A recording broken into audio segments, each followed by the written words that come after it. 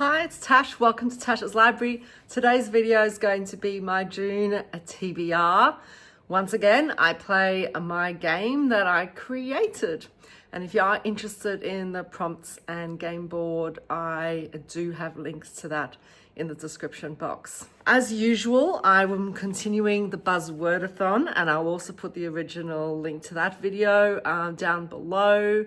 It is awesome fun. I always look forward to playing Buzzwordathon, and this year there are two prompts we have to follow. There's a title prompt where you need to have the word memory or a related word in the title, like forget or know. So I'm going to have to try and get that onto my TBR. And then there's a cover prompt where you need to choose a cover that has some sort of celestial thing on it. Without further ado, let's go to the board. And here's the board. I will move anti-clockwise using my trusty little Eeyore and throw 2 dice. Depending on what spot I land on, I pull a correspondingly colored card. Red is it's a vibe. These are genres and settings. Yellow, all in the making of publication details and author details. Purple, from cover to cover, are cover prompts. Blue, what's in a name, are title prompts.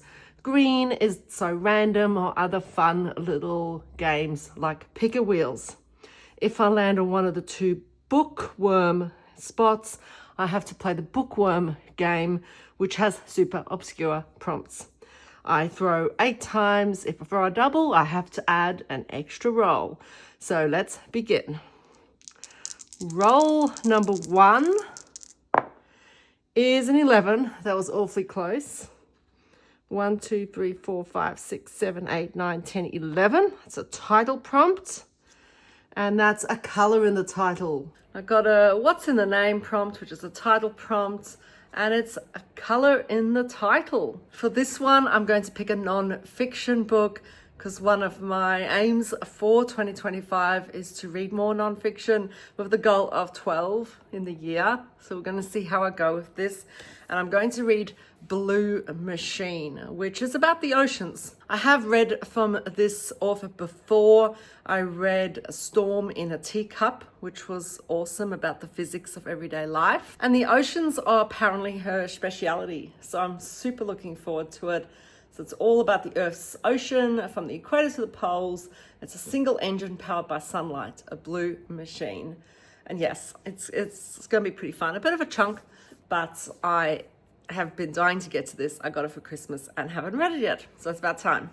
Roll number 2 is an 8. So that's 1, 2, 3, 4, 5, 6, 7, 8. Cover prompt. And that is a color depicting doors, windows, or portals.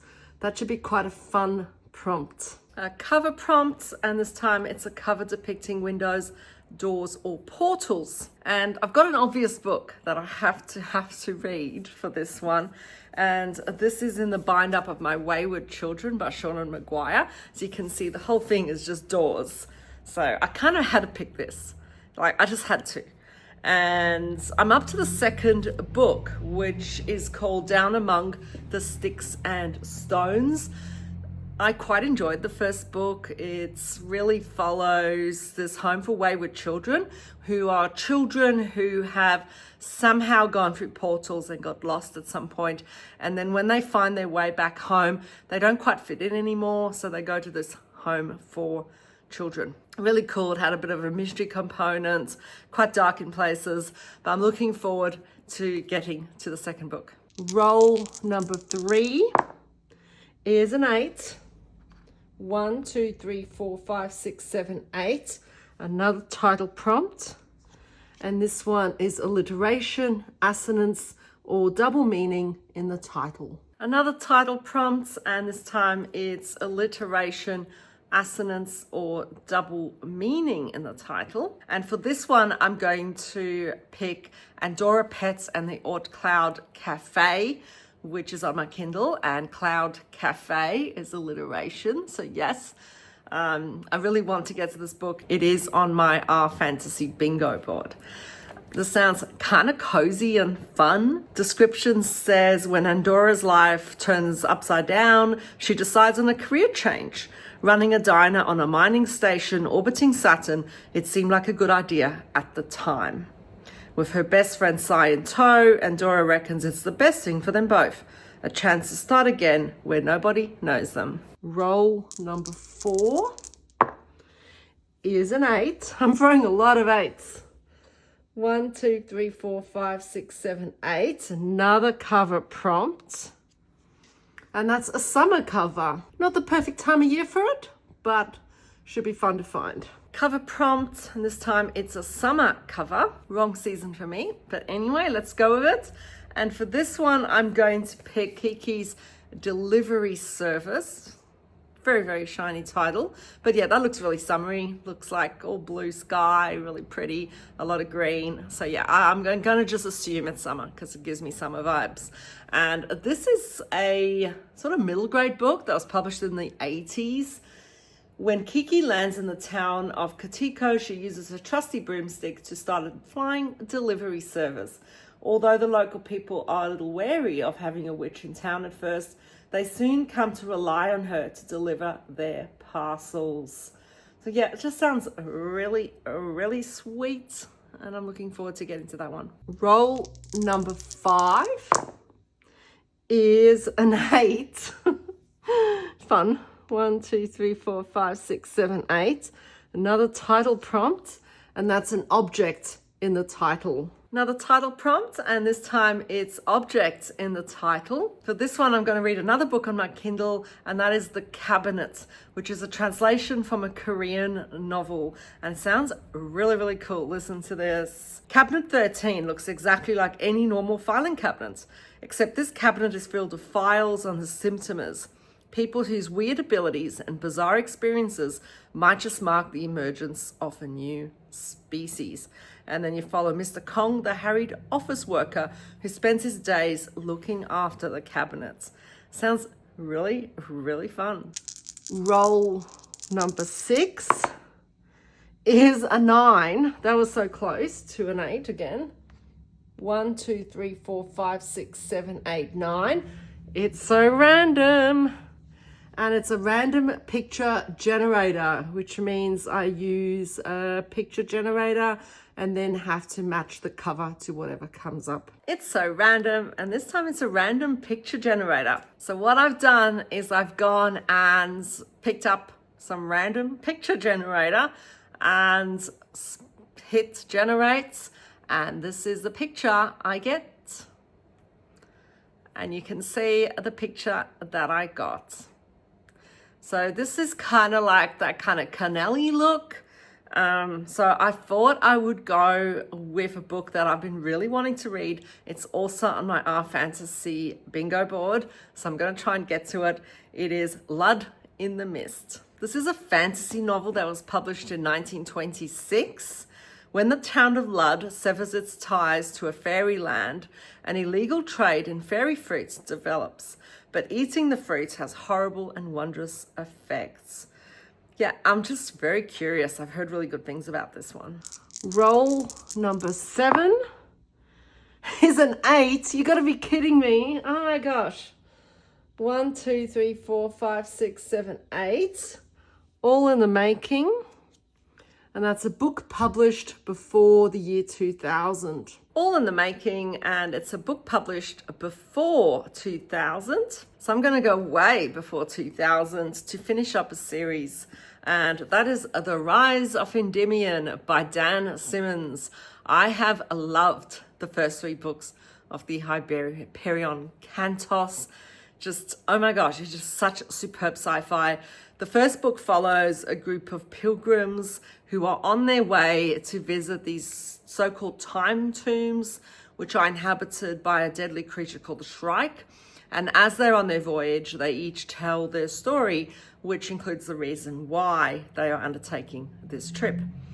I really, really love that book. The structure is really cool. It's sort of based on the Canterbury Tales in terms of how it's formatted. However, the second book just takes it to a whole new level, and it's way better even. and Endymion was really good too, and I'm really looking forward to seeing what happens next. And the final roll, number 8, is 4. 1, 2, 3, 4. Of course, bookworm game, just to make it super fun. And this is the bookworm game. This is a dice game by Michael Palm and Lucas Zach. And I love it because it's got some great prompt cards. So if you see, they are green prompts. So for example, words of 4 less letters. Orange prompt, typical for Canada. Red prompt, priceless things. Very, very obscure. If I throw a 1 or 2, I pick the green prompt. If I throw a 3 or 4, I pick the orange prompt. If I throw a 5 or 6, I pick the red prompt. So I'm going to give them a good shuffle and see what I get. All right. These are always a bit scary because they can be very, very obscure, but I do allow myself to match the title or cover to the prompt because they are obscure. And so far I've done okay. All right, so let's pick this one. Oh my gosh, okay. So there's a bit of shadow on here, but all right, things in the stadium, prehistoric things, words that end with CH. Oh my gosh, I don't even know which one I want there. They are so difficult. Prehistoric things would probably be the easiest, but let's see. All right, so 3, 4 would be what I'd want. 3, yes, okay, prehistoric things. So I'm thinking things like dinosaurs. Maybe, we shall see. I'm sure I can find something. And then we got a bookworm game, which is always exciting. And this time it was a prehistoric things. And I can't resist. I'm gonna read a dinosaur book because why not? I love dinosaurs. So I'm gonna read Dinosaurs, 10 Things You Should Know. It's a very, very cool cover. I really, really like it. They are super skinny little books. It is part of a whole series, and I do have a space one as well. And I want to see if I like this one because then I could pick up some of the others. I'm particularly keeping my eye on a mathematics one. So we shall see how good they are. But yeah, this is just really, really cute, and I cannot wait to get to this one. Then if I look at the Buzzwordathon, I think dinosaurs would work for the title prompt because it's 10 things you should know. It's got the word know on it. That counts. So I'm going to count that one for that one. For the cover prompt, celestial things, I am going to pick Andorra Pets and the Haute Cloud Cafe because it's got celestial things on the cover. And that's pretty much it. That's a very, very manageable TBR. Very, very manageable TBR, considering that the Sean and Maguire ones, I'm only reading a third of that book. Obviously, I do have some books on my Kindle as well, but this is definitely the kindest this game has been to me for a very, very long time. However, it's not over yet because as I started a few months back, I have been spinning a wheel to pick some science fiction short stories to read each month. This is all part of the plan of slowly making my way through the big book of science fiction by Anne and Jeff Vandermeer, which pretty much includes science fiction stories from a lot of well-known authors and some that I haven't heard of. But yeah, I am really enjoying working through this because it gives you a sense of, gives you a little taste of different authors' styles. And I decided that I really like science fiction short stories. Anyway, it's a big chunk of a book. So it's not something that I'm going to just read cover to cover, even though I am occasionally reading from the front as well.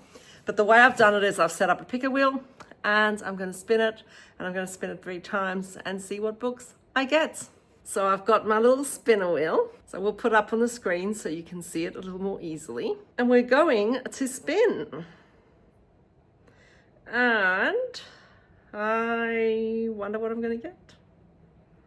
And it is Readers of the Lost Art by Elizabeth Vonneberg.